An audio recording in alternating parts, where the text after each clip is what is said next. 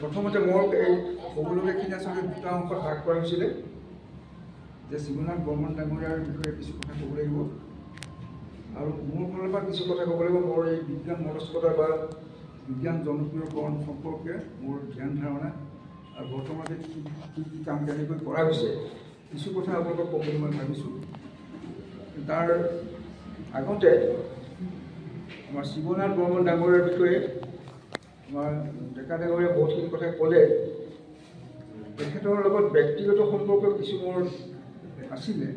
আপোনালোকে জানেই তেখেতক আমি কি হিচাপে জ্ঞান কৰোঁ, এজন গৱেষক পণ্ডিত, এগৰাকী বিজ্ঞানী বুলিও কোৱা হয় আৰু তেখেতৰ চিন্তা চৰ্চাই আমাৰ অসমত বিজ্ঞান মনস্কতাৰ ক্ষেত্ৰত এটা নতুন দিশৰ অৱতাৰণা কৰিছে আৰু তাৰ ফল হিচাপে আমি বৰ্তমান তেখেতৰ যিটো দ্বিতীয় মৃত্যুবাৰ্ষিকী, এই মৃত্যুবাৰ্ষিকীৰ পৰা আমাৰ বিজ্ঞান মনস্ক যাত্ৰাৰ জৰিয়তে আমি এটা দিৱস আমি পালন কৰাৰ এটা সুবিধা পাইছোঁ। প্ৰতি বছৰ এই দিৱসটো পালন কৰা হ'ব, গ্ৰন্থ প্ৰকাশ কৰা হ'ব আৰু আমাৰ নতুন প্ৰজন্মক এটা নতুন দিশ দেখুৱাই দিয়া হ'ব। বৰ্তমান আমাৰ যেনেধৰণৰ আমাৰ সামাজিক ৰাজনৈতিক আমাৰ বাতাবৰণটো যেনেধৰণে আমাৰ বিষাক্ত হৈ পৰিছে। এবাৰ আমাৰ জয়ন্ত বিষ্ণু নাৰ্লিকাৰ তেখেতে কৈছিলে বৰ্তমান সময়ত বিজ্ঞান প্ৰযুক্তিৰ যিমান বিকাশ হৈছে ঠিক সমপৰিমাণে আমাৰ অন্ধবিশ্বাস অপবিজ্ঞান আদিও বিকাশ লাভ হৈছে। এটা ডাঙৰ কথাই কৈছে যে অন্ধবিশ্বাস আমাৰ কমি যোৱা নাই। আমি এতিয়া সৰুতে যিবিলাক অন্ধবিশ্বাস আছিলে আমাৰ ব্যক্তিসকলৰ বা সমাজৰ ব্যক্তিসকলৰ কিছুমান শিক্ষাৰ অভাৱৰ কাৰণে হৈছিলে, কিন্তু আমাৰ শিক্ষাৰ জগতত আগবঢ়া বা বিশেষকৈ বিজ্ঞান শিক্ষাৰ শিক্ষকসকলৰ মাজতো অন্ধবিশ্বাস কম নহয়। এই সম্পৰ্কে মই কিছু কথা পিছত ক'মগৈ। যে শিৱনাথ বৰ্মন ডাঙৰীয়াৰ লগত সম্পৰ্ক মই আগতে উল্লেখ কৰিছোঁ যে তেখেত যেতিয়া আৰ্য বিদ্যাপীঠ কলেজৰ পদাৰ্থ বিজ্ঞানৰ অধ্যাপক আছিলে, মই এজন ছাত্ৰই আছিলোঁ।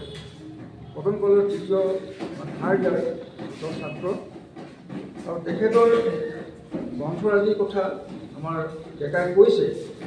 গ্ৰন্থ কিন্তু বহুত আছে মানে প্ৰায় 40খনৰ ওপৰত তেখেতৰ গ্ৰন্থ আছে, বিশেষ ক্ষেত্ৰত আছে। তাৰ প্ৰথম গ্ৰন্থখন আছিলে তেখেতৰ আইনষ্টাইনৰ পদাৰ্থ বিজ্ঞান। এইখন মোৰ হাততে আছে। এইখন তেখেতে প্ৰকাশ কৰিবৰ কাৰণে তেখেতৰ যে আঁচনিখন আছিলে যে 1967 চনতে প্ৰকাশ কৰা অসম বিজ্ঞান সমিতি প্ৰকাশ কৰিব।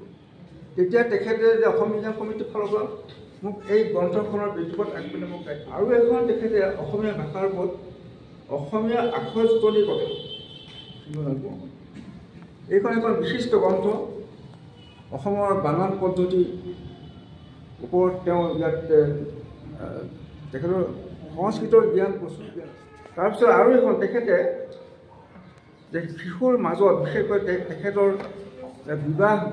বিবাহ হৈছিলে 1979 চনত।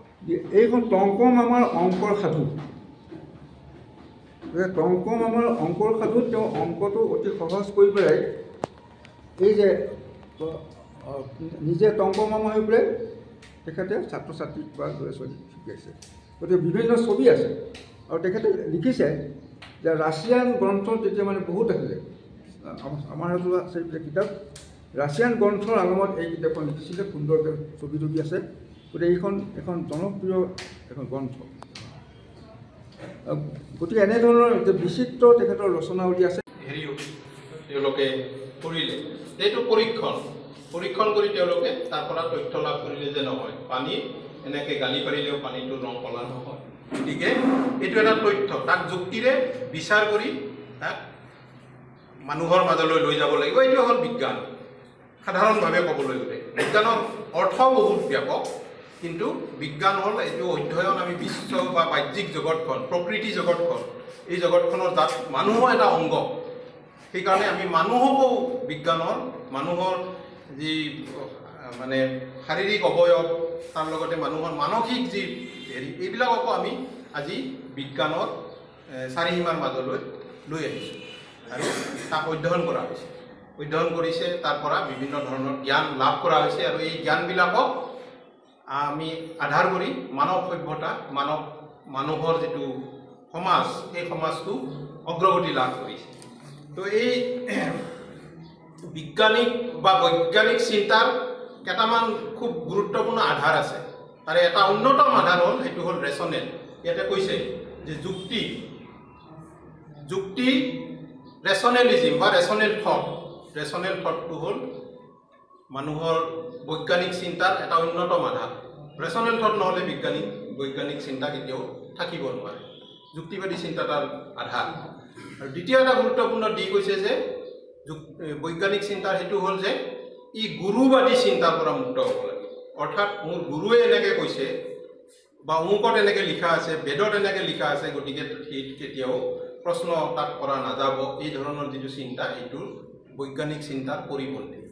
বিজ্ঞানে সদায় বৈজ্ঞানিক চিন্তাধাৰা সদায় প্ৰশ্ন কৰি আগৰ যিটো প্ৰতিষ্ঠিত তত্ত্ব বা তথ্য বা সত্য, তাক প্ৰশ্ন কৰিহে বিজ্ঞান আগবাঢ়ে যে এইটো হয় জানো, কুৱেশ্যন কৰি আগবাঢ়ে। যেনেকৈ এটা উদাহৰণস্বৰূপে আপোনালোকে জানে যে